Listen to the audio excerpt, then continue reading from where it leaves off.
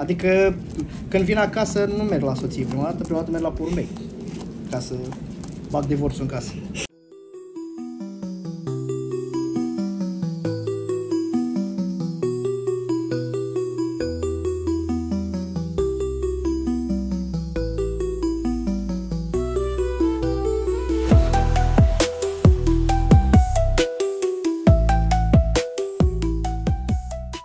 Salut și bine v-am găsit la un nou episod de Voci Columbofile. Astăzi avem un episod mai special, suntem în Anglia și vom discuta astăzi despre porumbei de ornament alături de doi columbofili foarte dedicați de acestei ramuri a columbofiliei. Îi avem alături de noi pe domnul Vieru Eugen și Silitra Alexandru. Deci dacă am putea să începem, vă rog, prin a ne spune trecutul dumneavoastră și cum ați început cu porumbei. Da, de trecutul meu e un pic dubios, să zicem așa în termeni mai vechi, să zicem așa. Eu am început columbofile la 8 ani, dar am dispărut o perioadă bună, cred că pe la vârsta de 14 ani am cam dispărut din columbofile, fiind un emigrat. Și m-am reapucat în 2019.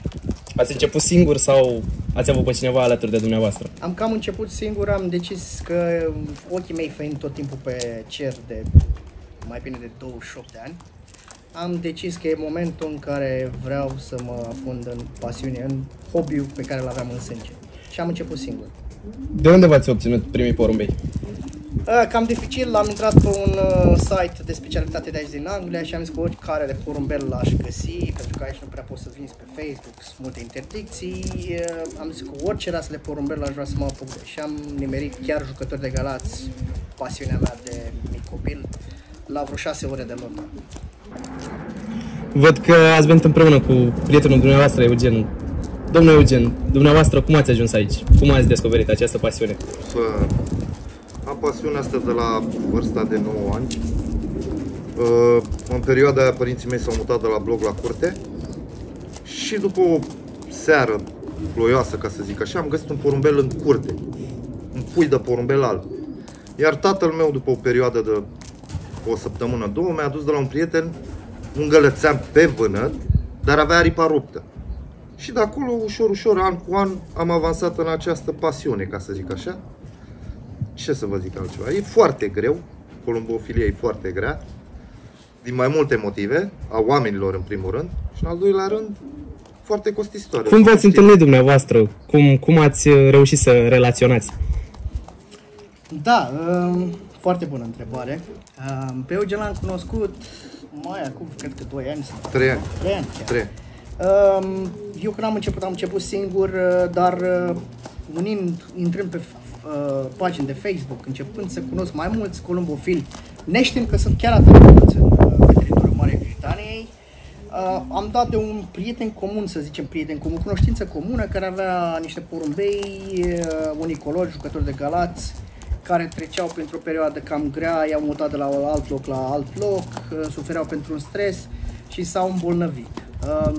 Eu deținând medicamente în perioada respectivă, că știți, e foarte greu în Anglia cu medicamentele, nefiind o farmacie veterinară de specialitate, costurile medicinale de a avea un medic veterinar sunt foarte scumpe. Având acest acces la Interoguard, la tot felul de medicamente și tratamente naturiste, m-am oferit să-i dau băiatului respectiv, să-i le dau pe gratis, ne acceptând pentru bunăstarea porumbeilor niciun bănuț sau niciun favor. Și Eugen ar fi fost, cred că erau la tine porumbei atunci, Da, Eugen, nu? da. Și eu am venit de le-am luat. El a venit de l-a luat la mine și în nefericire a avut că și el a luat boala respectivă. Da, și la mine s-a extins. Și apoi m-a sunat într-o seară și mi-a zis că ajută-mă cumva pentru că ăștia mor pe capete și uite așa și zic stai liniștit că am și un microscop, hai să vedem, să facem o analiză, să vedem ce ai, nu tratăm așa de nebun, știi? Gen, da. Tu nu iei pastile când ești sănătos, nu doar prevenție. Da. Mi se pare o idioție, dar ajungem și la subiectul respectiv. Și de atunci suntem camarazi. chiar foarte buni prieteni, să zicem, ne sunăm zilnic. Da, am văzut că vă înțelegeți foarte bine. Vorbim despre porumbei, nu? Despre toate istorii, orice. Da. Orice. Super. Puteți să ne spuneți, vă rog, câteva caracteristici ce diferențiază porumbeii aceștia jucători preferați de dumneavoastră față de celelalte rase?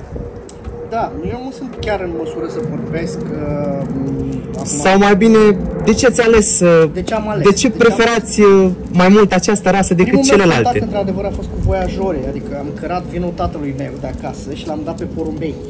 Unui cetățean care eu nu știam să-i cresc atunci, le dădeam drumul la o săptămână, porumbei se duceau înapoi, omul începea alt vin și așa mai departe. Până a aflat taică meu și nu prea a fost încântat, îți dai să mai dispărut vinul de supat, cum era atunci, aducea de la bunici. Și mi-a interzis să mai fac chestia asta, gen mi-a interzis contactul cu porumbei și mai aveam o bicicletă Pegas, mi-aduc aminte de 3 sferturi. Și am dat-o la altul prieten de-al meu din copilărie pe o pereche de gălăței. Și sincer, să stai o bicicletă pe porumbei, nu le-a zice, băi, ești nebun, dar neavând bani atunci, fiind copil de 12 ani, îți dai seama de unde bănuți, de unde voliera arăta rău de tot. Și ăsta a fost primul meu contact cu jucătorii gălățeni, pe care i-am admirat prin acrobațiile lor, prin chestia de backflip, de a da peste cap și nu-mi găseam explicația. Găseam atunci explicații că ar fi probabil din cauza prădătorilor, fac cumva o eschivă și neavând accesul la informații ca acum să citim cărți, nu știu, materiale pe YouTube. Cam așa. Dumneavoastră, domnul Eugen. E foarte greu pentru că... Ați început cu voiajori? Nu. Eu am început, cum ți-am spus, cu un guțan, prima oară un guțan alb, care părintele meu, tatăl meu, mi-a adus un gălățean cu aripa ruptă și ușor m-am extins spre rasele de ornament, pentru că la noi în București, după cum prea bine știți, sunt foarte mulți hinghieri, ca să zic așa, așa le zicem noi în termenii noștri, adică oameni care prind alți porumbei. Da. Și aveam câțiva vecini care m-au ajutat să îmi fructific columbofilie, crescătoria și am ajuns să cresc păsări de ornament, gagii, argitii, orbețeni, ulterior, care am ajuns și la oarecum să zic un nivel destul de bun. Să spuneți, vă rog, câteva din principalele provocări întâmpinate în creșterea și menținerea unei linii cât mai pure de porumbei. Da, e foarte greu, fiind în Marea Britanie, accesul la material genetic, bineînțeles, se face prin intermediul celor din România. Aici sunt două dificultăți. Prima ar fi transportul, bineînțeles costul care implică a porumbeilor să ajungă la destinație și pentru că suntem în Anglia e cam greu să avem noi accesul la material genetic, să-l iei la mână, să-l pipui, să-l vezi în zbor, să vezi performanțele. Pentru a menține cât mai pură linia, ai nevoie de material genetic cât mai calitativ, de la crescători renumiți și cumva cu un pedigree în spate, să zicem, și e greu. Ce părere aveți de pedigree? Aveți încredere în el? Depinde. Dacă luăm doar așa că l-am văzut porumbelul respectiv că zboară 7 ore și face atâtea tumbe pe auzite, nu prea. Dar că vedem scris, vedem niște inele, vedem niște... Aveți un ghid după care vă luați pentru a alege un porumbel cât să fie cât mai de calitate? Rasa asta e foarte controversată. E posibil ce îmi place mie să nu-i placă lui Eugen, ce îi place lui Eugen să nu-mi placă mie. Eu să merg foarte mult pe structura corpului, a performanțelor zborului și a jocului, el să meargă pe structura capului, la fizionomie și așa mai departe. Estetică. E un pic... Noi încercăm să mergem acum cu nou standard, să încercăm să aducem cât mai mulți porumbei în standard. E foarte greu pentru că liniile vechi sunt foarte greu acum de adus înapoi în standard, în funcție de cum percepem fiecare. Nefăcând performanța aici în țara asta e foarte greu să ajungem acolo, dar noi creștem momentan pentru noi, creștem pentru ochiul nostru, pentru plăcerea noastră, pentru hobby-ul nostru. Pentru pasiune, da. Și fiind în Anglia, muncim foarte mult, e un stress relief, cum se zice, eliberare de stres și depresie, sincer vă zic. Adică când vin acasă nu merg la soție prima dată merg la porumbei, ca să bag divorțul în casă. Și că ați spus de generațiile mai vechi, observați ceva diferențe față de generațiile vechi față de cele mai noi? Adică vi se pare că s-au schimbat multe lucruri? S-au despărțit foarte mult columbofilii s-au despărțit în multe tabere, nu chiar în două, s-au implementat cumva, fără acordul multora, s-a implementat standardul ăsta. E greu, pentru că, cum să zic, s-au împărțit, nu mai sunt ce a fost, tot ce s-a scris înainte, de la Bonațiu, Leon, cei care au crescut înainte și care au scris, au lăsat niște material în spatele lor, au trecut, trăim vremuri moderne și problema e că noi suntem cumva despărțiți în mai multe tabere și nu putem să aducem noile generații de copii, de crescători, de copiii noștri în sportul ăsta, pentru că nu mai știm în ce să creștem, sincer să spun. Pentru că, e diferența asta de rase. Tu ce zici, Eugen? Părerea mea e foarte proastă din punct de vedere columbofilic, pentru că nu se încurajează în primul rând copiii. Copiii din ziua de azi nu își pot permite să dea, îți dau un exemplu, 100 de lei pe un pui.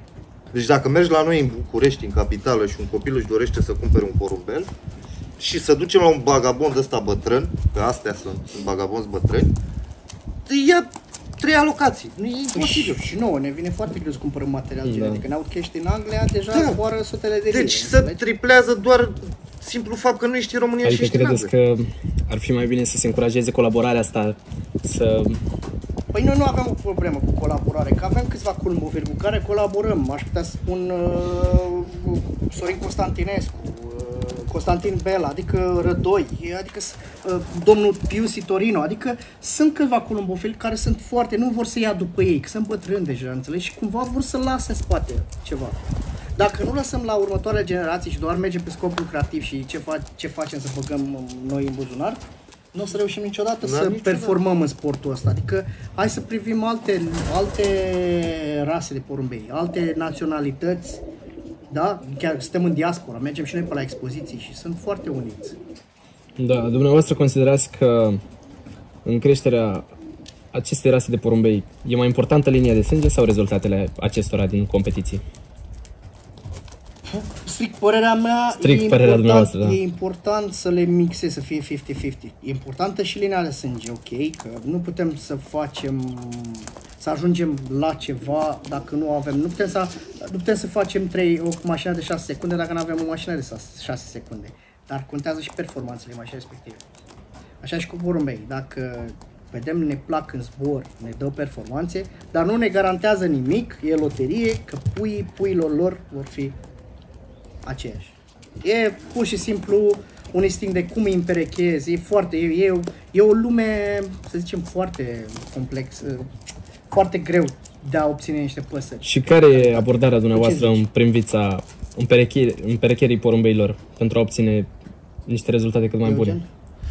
Băi, e greu, pentru că dacă ești începător, ești nevoie să cumperi de la mai mulți crescători, automat. Cumpărând de la mai mulți crescători, când ai mixat două păsări străine, nu ai idee ce o să iasă. Problema e că la început, vă dau exemplul meu, eu am cumpărat 7 perechi de porumbei când m-am apucat de orbeție. La prima serie de pui, mi-a dat 11 pui de albi. Prietenul meu Șerban, adică a venit la mine în curte și a început să râdă. Păi ce faci, mă, te duci la biserici cu ei? Și dădusem ceva bani pe ei. Așa și cu gălățenii. Adică, ca să te apuci de o rasă, îți trebuie material genetic, cum vorbeam mai devreme. Ca să obții materialul la genetic, depinde cum vrei să-l obții. Te duci la unul și cumperi 7 perechi sau te duci la 3 crescători și cumperi câte 2, 3, 5 porumbei. Și în momentul când ai cumpărat de la 1 7 perechi de porumbei, nu poți să spui că e linia ta. N-ai cum. Dacă vrei să fie linia ta, trebuie lucrată în 10-15 ani. Adică câteva proprie. Durează un pic. Durează 7-8 ani. Dacă e de la 7 crescători și începi să faci ceva, e greu. Da, e foarte greu. Și în funcție de cum ca crescător ce îți place, ochiul tău vede altfel față de cel... Noi suntem prieteni și de câte ori vii la mine deja e ceva ce îi place, care eu n-am observat. Dar țin cont de părerea, e important să ții cont și de părerea altora. Da, ideea ține că mie îmi plac păsările de ornament. Nu prea am treabă cu zborul. Așa am fost crescut. Cu jocul și zbor, da. Zborul erau și la noi, dar mai puțin. Și joc. Dar când vorbim de ornament, vorbim de o pasăre care cam trebuie să le aibă pe toate. Și desen, și căpățână, și mai am o mențiune aici. În ziua de azi au făcut la majoritatea liniilor nu se văd diferența dintre mascul și femeie. Dacă te uiți în natură, la masculul de, îți dau un exemplu, leu sau girafă sau orice altceva, este mult mai masiv, mult mai mare. Nu mult, dar foarte vizibil. În ziua de azi, la porumbei de ornament, inclusiv la gălățeni, eu am văzut porumbițe de gălățean mai mari în cap ca bărbații. Vă spun sincer. Exact cum am văzut și bărbați mult mai mici decât femei. Da. Ei prea i-au degenerat, nu știu cum să zic. E foarte greu. Dacă vrei să faci o linie a ta proprie, trebuie să cumperi de la mai mulți crescători, să-i selectezi. Și ce înseamnă o linie proprie? Asta nu înseamnă că ai scos 10 pui la tine în coteț și ai făcut linia ta, nu. Când intri la un om sau la un crescător în curte, 80% din toată crescătoria trebuie să semene între ea sau între ei porumbei, sau cel puțin să aibă trăsături exterioare care le vezi. Da. Adică, în afara faptului că sunt neamuri, trebuie să semene și 80% crescătoria. Nu trebuie să fie diferență de la o porumbiță la alta foarte mare. Trebuie să aibă plusuri sau minusuri. Aici ține cont și de plăcerea ta pentru pasărea respectivă, ce îți place să crești. Exact. Crești, cum a zis, dacă crești pentru aspect, vrei să mergi cu el în expoziție, doar pentru expoziție, dar și acolo sunt fișele de zbor, se preiau și fișele de zbor. Noi suntem în diaspora, e cam greu pentru noi să avem acces la zboruri, să competăm, noi să intrăm în competiții. Noi, momentan, încercăm să participăm cu cât mai mulți și pe canalul ăsta îți mulțumesc pentru oportunitate, i-aș încuraja cât mai mult să participe la expoziții, să mă contacteze, vorbim, sfaturi și Că tot ați zis de diaspora. Cum credeți că influențează vremea de aici performanțele porumbeilor jucători de Galați? Da, porumbeii se adaptează mai greu datorită vremei care e foarte umedă și rece, dar cel puțin umedă, adică bolile de respirație din septembrie deja apar. Primele generații de porumbei aduși din țară e mai greu să se aclimatizeze, atât cât și osos vorbim, da, de artroză și alte boli, cât și de respirație. Și pentru noi umiditatea din voliere e ridicată și ne cam pune bătaie de cap, nu? Dar se adaptează, iar ce mai avem problemă, dăunătorii. Aici răpitoarele Ați sunt... spus de boli. Puteți să ne spuneți ceva din medicamentația porumbeilor dumneavoastră? Că am înțeles că sunteți pasionat de știința aceasta cu medicina și... Neavând acces la farmacii veterinare și la consultanță specializată, a trebuit cumva să o iau de la zero, gen să mă documentez cât mai mult, fiind foarte autodidact, din cărți, materiale pe YouTube, mi-am cumpărat primul microscop, am început să iau analiza porumbelului găinațului, știind că bolile au deja în sistem, se activează, dacă sunt condiții de stres, adică pierzând foarte mult și neavând cine să mă învețe în privința asta, am mers foarte mult pe natural. Cât mai natural, la fel ca și mine, mulți spun, hai să luăm aia pentru prevenție, hai să luăm antibiotic prevenție, suntem bolnavi de cancer. Nu merge, că strici ficatul, da? Ficatul trebuie să procesezi medicamentul respectiv. Probioticul, cât mai înainte, după, contează foarte mult pașii ăștia, în părerea mea. Și prin toate metodele mele sunt implementate în voliera mea și funcționează pentru mine. Făcând asta și funcționând în mai mult, adică eu am întors de la boala tineretului, când îmi scap acum am un lapsus, am întors porumbelul înapoi, adică nu l-am eliminat, am fost împotriva chestii asta, am vrut să văd dacă funcționează. Și multe din medicamentația mea naturală am împărtășit-o și cu bunul meu prieten Eugen. La el funcționează probabil și alte principii. Nu folosesc cine știe ce mari medicamente, pentru că nu-mi place să... Adică nu vă plac chimicalele atât de tare? Da, merg mai mult pe naturist. Încerc să nu, din punctul meu de vedere, în tipul în care ai băgat 1, 2, 3, 5 porumbei, orice volier are microbul ei. Dacă tu aduci din altă parte al microbi, automat îl dezvolți și faci o ciorbă. Eu nu vreau să fac ciorbe, am făcut destule la viața mea. Vreau să rămân doar cu ce am eu, încerc cât mai puțin să aduc porumbei, mă abțin. Și în legătură cu dieta și nutriția porumbeilor dumneavoastră, ce ne puteți spune? Da, eu foarte multă cărămidă pisată, minerale, în primul rând dacă ai minerale, apă curată, dacă este posibil schimbată de 2 ori pe zi, o dată dimineața, o dată seara, pentru că, cum bine știți, există puful care le elimină puii sau porumbei în general să duce în apă și nu e chiar ok să-l bea. Plus găinațul. Care practic e... Mâncarea, eu din punctul meu de vedere le folosesc, nu vreau să dau nume, calitativ, nu vreau să fac reclamă la nimeni, dau ceva cu mai multe semințe, diversificată, mâncare specială pentru creșterea puiilor, mâncare specială pentru pui. Și cam deci abordați tinerii diferit de cei... Da, la mine e cu totuși diferit, el fiind cu voiajul, eu acum Gălăținii, eu cumva dacă îi avem la sport, la antrenamente, mâncarea într-adevăr trebuie să fie conținută cât mai proteic, dar să nu exceleze, nu prea mult, să fie mixat cât și cu grăsime, adică și cu floare, dar nu prea mult. Ei fiind niște porumbei acrobați, nu prea au nevoie de foarte mult să ia în greutate. Dacă sunt la repaus, depurativ, adică nu fac activitate, nu facem activitate, de ce ar fi să mâncăm mult, știi? O linguriță de porumbel, foarte mult gramajul, costă foarte mult, activitatea, am făcut foarte multe teste, am observat că e mai ok să-i zbor, îi hrănesc, după o oră îi zbor, au o energie suficientă încât să zboare. Asta la fel, mineralele sunt foarte importante, deci gritul să nu lipsească din alimentația porumbelului. Calciu este foarte important, special în perioada împerecherii, când ouăle trebuie să fie de foarte calitate sau se spargă, da, calciul e foarte important pentru porumbei. Pentru plămâni, la fel, pentru respirație. Ceaiuri. Ceaiuri. Mergem foarte mult pe ceaiuri. Eu, sincer, funcționează pe tot ce se pune albina. E o plantă medicinală. Foarte bună. Să spuneți, vă rog, cum este cu antrenamentul acestor porumbei, al jucătorilor de Galați? Da, funcționează de la individ la individ, de la crescător la crescător.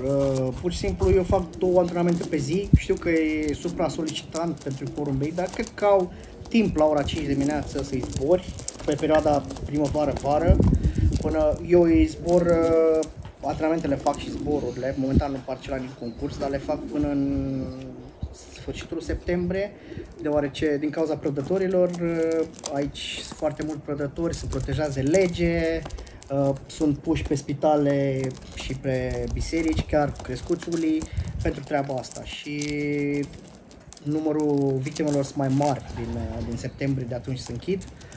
Da, zbor dimineața la 5 și le-am făcut un zbor seara după 7.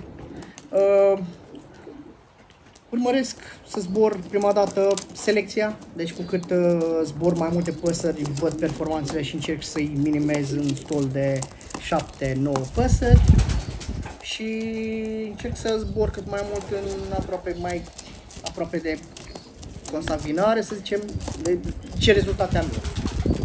Cam astea sunt niște metode ale mele, de asta n-aș putea să vorbesc cum făcea antrenamentele Eugen când avea păsările. Băi, eu Gălățeni nu am avut așa foarte mult timp, am avut când eram copil, dar vă pot povesti din văzute. Aveam un vecin lângă mine, avea păsările de București, cum toată lumea le știe, ciocoșii. Și vreau să zic, nu vă mint cu nimica și n-am niciun interes și nu să vă zic eu, mai sunt și alți columbofili care vă poate compensa această viziune a mea. Omul zbura pe porumbei câte 3-4, nu mai mulți, în stol. Și dacă dădea în ei, așa expresia, dacă îi gonea după ora 6 după amiaza, coborau a doua zi dimineața la ora 9-10. Dar porumbeii ea zburau. Îi zburau odată la 3 zile. Ce zic eu aici, asta era o selecție de ani de zile care ajunsese la performanțele astea. Sau, dacă îi zbura dimineața, coborau seara pe întunecate. De multe ori se aprindeau luminile pe stradă și porumbeii se lăsau pe casă. Deci ajunsese undeva la 10-12 ore de zbor, dar tot așa, doar pe perioada verii. Asta am citit-o și eu prin clasamentele de zburătorul bălțat, jucătorul zburătorul. Eu am și văzut.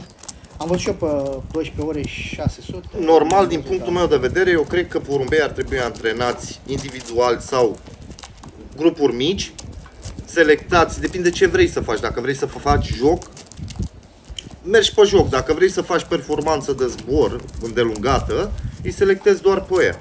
Pentru că automat la joc, jucându-se, Bine, obosesc mult mai repede. să fiu, eu n-aș putea chiar să dau un sfat în treaba asta, pentru că n-am participând la concursuri, n-aș fi măsură să... Eu fac pe placul meu, bineînțeles, când mai vine un prieten la mine, da, dă-i drumul acolo să zboare. Antrenamentul, cum spuneai și tu, am și o pauză de 2 zile, pentru că trebuie să recupereze cumva porumbelul respectiv.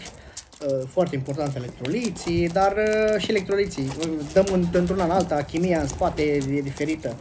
Mulți vor fi pro și contra, dar da, pe antrenamente nu pot pentru că nu am participat la niciun concurs încât să zic într-adevăr am performanțele astea și funcționează pentru mine. Pentru noi, pentru ce facem noi aici, momentan, e suficient. Încercăm mai și mult noi să decât ne unim. suficient. Da, încercăm. Noi suntem pasionați, dar mergem mai mult de pasiune. Să-mi spuneți, cum este comunitatea columbofililor din Marea Britanie față de cea din România? Am înțeles de la dumneavoastră că ați ajutat la introducerea standardului jucătorului de galați în Federația Engleză. Să-mi povestiți despre cum a decurs tot acest proces. Da, am luat hotărârea asta de a ajuta cumva comunitatea, pentru că am văzut